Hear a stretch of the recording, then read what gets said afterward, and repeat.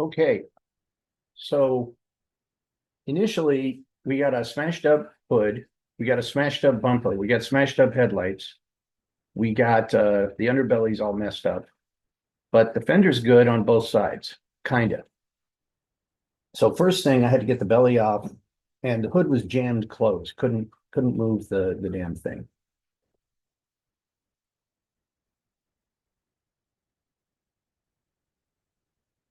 Next, I managed to get the bumper off, and I managed to get the under cladding off, and I was surprised to find everything was pretty good behind it. This is the crash bar, and it was, it took a little bit of a hit, but not too much. You wouldn't really notice it. The hood was still jammed shut, and I was terrified of driving it. I did check underneath for the transmission lines that come in and out of the radiator, and apparently no radiator fluid had leaked that I could see, but I couldn't tell until I got the hood up to check the tranny fluid. Yee. Meanwhile, this is jammed closed, and there was no way I could get it open. So what I did was, well, here's another shot. But you can see the crash bar is pretty intact, amazingly enough. So what I did was I got the little bends and I got a strap and we hooked it underneath the hood. And I figured 200 horsepower probably could pull this thing loose. And in fact, it did. I heard a loud crack, and then all of a sudden the hood came up. So using the bends as my, I don't know what you call it, a come along or anyway, I snapped the hood open. It was already damaged. Who cares, right? So that took 2 seconds. So we got that done. Boom, got the hood open. Okay, now's my first opportunity to check the transmission fluid to see if it had all leaked out, to check the coolant, it had all leaked out. The radiator was no good, and to check the oil, and it was fine. So I could look at everything, and I could also check the clearances, and it looked like everything was kind of, clearances were okay. Nothing was banging into nothing. The radiator support here was completely pretzeled, so that was kind of a bummer. Um, okay, then you can see the radiator support here. But the weird thing is both wings here were in perfect shape. Unbelievable. The radiator bar took a massive hit, and so did the air conditioning condenser and the radiator, which is right behind it. Obviously, they took a huge hit.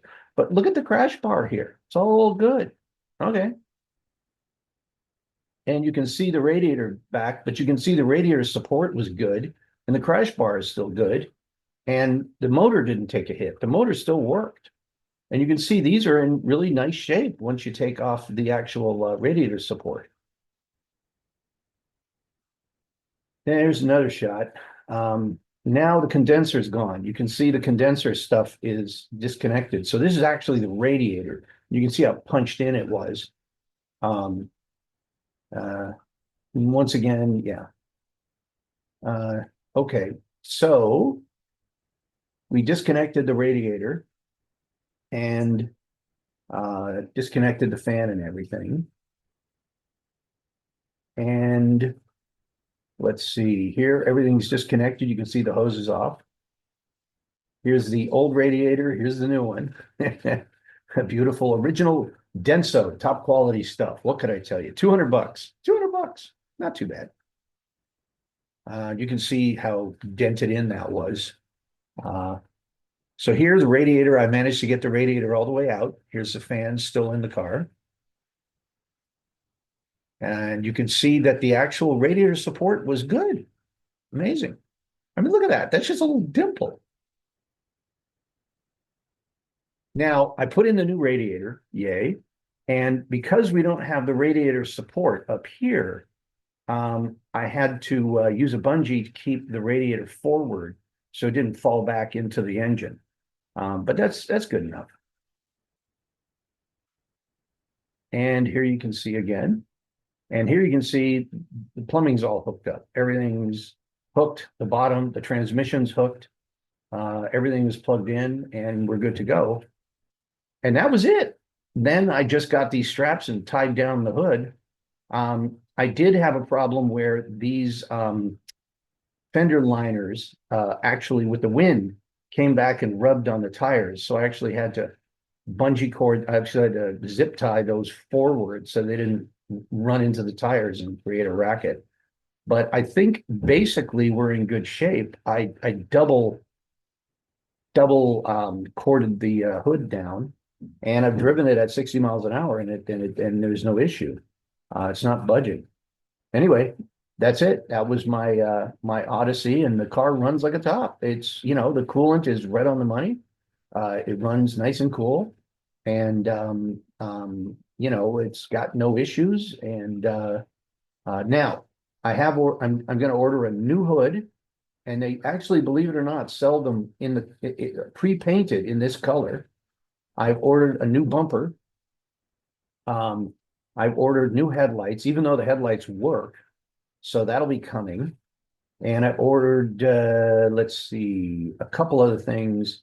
New styrofoam for the bumper, new bumper cover, like we said. And but that all is going to come in a week or two. Right now, my goal was to get the car mechanically back on the road, which in fact it is. So there. Anyway, that is all. Sorry to bore you with this, but anyway, that's how I spent total. I spent probably 4 hours yesterday and about 3 hours today. So one full day putting it back together. By the way, this was a $10,000 bid to do this to get this car back on the road. So the car is completely totaled. They were going to write it off and junk it. Well, that's bullshit. I mean, the car runs great. It's a great car. It's one of the best cars ever made. It's a sin to strap one of these, over some sheet metal. Anyway, there you go. That as we say in the business, that is all. Now I got to stop it.